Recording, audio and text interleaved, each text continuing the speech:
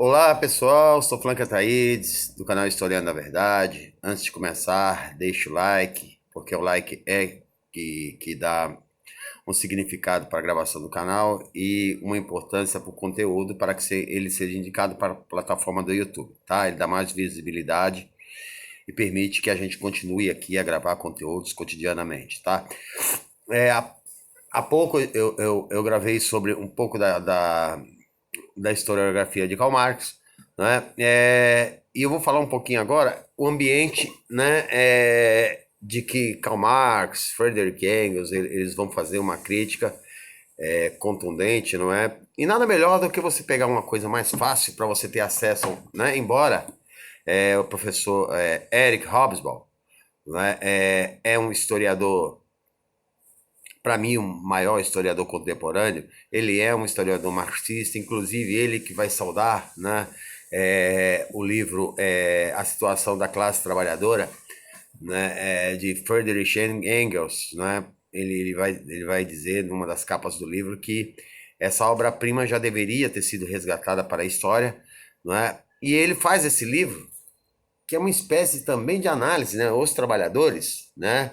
Estudos sobre a história do operariado, né? Que começa a classe operária, ela ganha esse nome aonde? Na Revolução Industrial inglesa, né? Que é a transformação da ordem monetária baseada na terra para a ordem monetária no cacau, no metal, né? E é uma análise que Hobsbawm faz de toda a condição da classe trabalhadora, e ele vai chamar aí no final a questão de Marx e toda a tentativa de derrubar as teorias de Karl Marx. Ah, mas Karl Marx foi refutado aqui, foi refutado ali. Numa clara tentativa de tentar superar os escritos de Karl Marx, né? E é difícil, né? Na última live eu gravei o Capital, né, o volume um, mas não é só um volume, são seis, né? É mais de quase 5.000 páginas de escrito, não é? De estudos que Marx vai estudar 15 anos dentro das bibliotecas londrinas, né, sobre vários autores sobre economia, para poder chegar à conclusão. Ele está mudando de filósofo para um crítico da economia, né, crítico fundamentado em provas, né, do que não tá certo e o que pode dar certo. Né? Um crítico, né, que está estudando a história, o crítico que está vendo os fatos acontecerem, um crítico que por tomar por seu lado a luta da classe trabalhadora, depois de exilado, ele vai viver numa situação extremamente miserável. Por quê? Porque ninguém vai contratar um cara que luta contra a burguesia. Então ele vai pegar o quê? Pequenos trabalhos da classe operariada que paga quase zero, e é assim que ele vai tentar sobreviver. E aí eu conto lá, eu tenho uma live que eu falo sobre a biografia de Marx, é aí que ele vai passar num estado de extrema penúria, porque ele só vai poder ser ajudado lá pelo finalzinho da década de 50 por Engels, né? Então ele vai passar por uma extrema penúria depois do exílio, né? Do fracasso da Guerra Civil Francesa, tá? Hobsbawm, ele cita a Guerra Civil Francesa, né, na Era das Revoluções. Né? Para quem não sabe, Eric Hobsbawm é um historiador egípcio, mas que se naturaliza inglês, e ele escreve, né, os grandes clássicos, que é a Era do Capital, a Era das Revoluções, a Era dos Impérios e a Era dos Extremos. Tá? A Era do Capital, a era que a burguesia está se capitalizando. Desde as cruzadas, ela se capitaliza, ela vai se capitalizar na navegação mercantil, né? Inclusive na navegação para o oeste, que vão chegar aqui na América para a nossa, né, infelicidade dos índios. Né? No Brasil, diga-se de passagem, 8 milhões de índios tinha, e no começo, pouco mais da metade do século XX, só havia 200 mil quase extintos, se não fosse a família Vilas Lobos, mas isso é uma outra conversa. Né? Vai falar como ela se capitalizou, né? Como ela capitalizada, né? ela toma o poder, não é? Na era das revoluções, né? A era dos impérios, ela vai buscar, né? Depois de ter tomado os estados, o controle dos estados, ela vai para a era dos impérios. O quê? Ela vai dizer que o homem negro na África não tem cultura e a missão deles levarem cultura, né? Mas na verdade a missão deles era roubar o continente africano e parte da Ásia, né? A Índia vai entrar, infelizmente, a Inglaterra vai entrar na jugular dos indianos e só vai sair em 1947, por exemplo, e todo o continente africano vai ser repartido. Ele vai estar dizendo isso, tá? E a era dos extremos, tá? A era dos extremos que ele vai dizer do breve período, né, do século XX, que ele disse que começa em 1914 e termina em 1991 com a queda do Muro de Berlim, tá? É um ponto mais fácil de você obter, né, um entendimento da classe trabalhadora. Tanto ele como o Léo Huberman, né, a história da riqueza do homem. O Léo Huberman vai dizer, o Marx vai dizer no Manifesto Comunista que, que, que sempre existiu a luta de classes, os lados antagônicos entre trabalhador, né? Na Roma Antiga existe, né, o plebeu e existe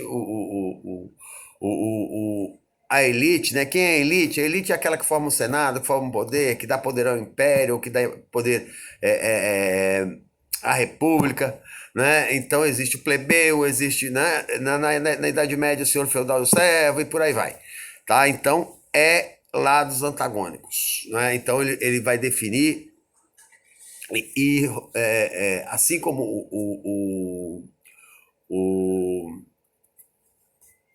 o Léo Oberman, né? E eu vou mais além um pouquinho, porque para mim, desde a época do homem caçador e coletor, né? O homem caçador e coletor, ele já havia descobrido, né, a questão da dominação, porque o caçador e coletor, aquele homem com uma aparência mais forte, mais encorpado, ele percebe que o mais franzino ele é mais rápido para caçar. Então ele é mais eficiente na caça, mas ele é mais eficiente na dominação pela força. Então ele domina aquele que caça e faz o caçar para ele.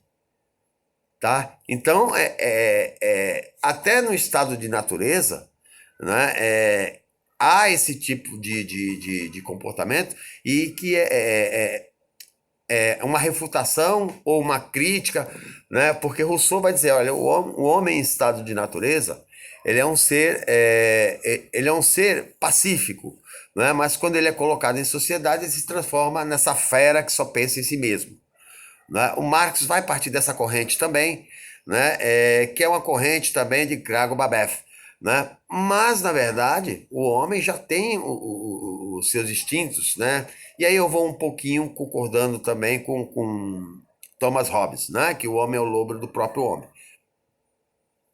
Que às vezes precisa de vigilância, às vezes o exercício da ética e da virtude permite que não haja vigilância, por quê? Porque ele já é um homem ético, né?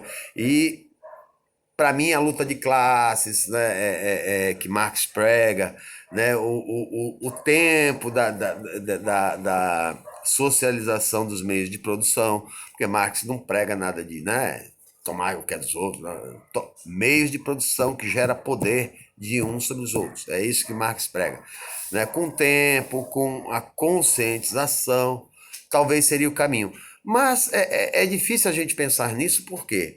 Né? Adam Smith pensava nisso, né? Com a mão invisível do mercado, iria diminuir as desigualdades. Ele não acreditava que o liberalismo econômico fosse tão cruel como é hoje. Não é? Tanto que se cria uma nova corrente, porque parece que fica uma consciência pesada, né? O liberalismo de Adam Smith se encaixar na defesa dessa mesquinharia que é imposta pelo neoliberalismo. Então nasce a escola de Hayek, de Friedman, né, de Hayek, de Mises, de Friedman, né, de todos eles, para aperfeiçoar para o campo da maldade o que é liberalismo, um novo liberalismo que é o neoliberalismo, tá? Para poder, né, esquecer um pouquinho a Adam Smith, né, porque ele não é esse monstro, né, mas eles transformam, né, através do neoliberalismo, esse monstro todo. E, por outro lado, né, não há uma tentativa de refutação de Marx, né, nem por por Gramsci, nem por...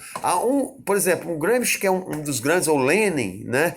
O Lenin fala da constante, da constante manutenção da revolução, né? Que é a revolução também.